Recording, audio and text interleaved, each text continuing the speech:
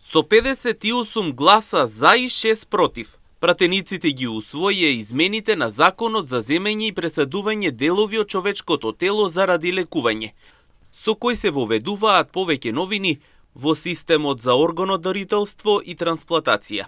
Една од најзначајните измени е што секој полнолетен граѓанин ќе може кај својот матичен лекар да се изјасни дали по смртта сака да биде дарител на органи. Изјавата ќе се евидентира во системот Мој термин, а граѓаните во секое време ќе можат да ја променат или повлечат својата одлука.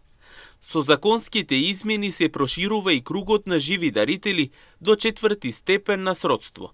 Според Министерството за здравство, целта е да се зголемат можностите за лекување, да се отстранат дел од административните пречки и да се зајакне довербата во системот за органодарителство.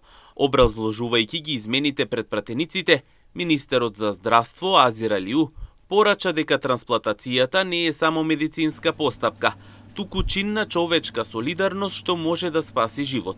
Според него, измените се чекор кон поефикасен систем која почитува личната волја на граѓаните. Трансплантацијата не е само медицинска постапка, туку е живот, надеж и можност еден човек и по неговата смрт да продолжи да живее преку животот на некој друг.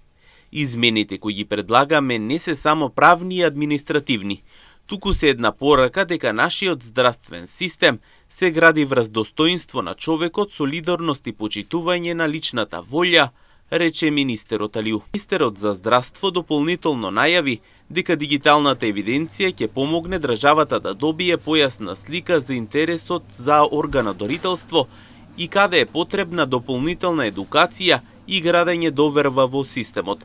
Тој додаде дека кога системот ќе почне со примена, ќе биде првиот што ќе се регистрира како органодарител.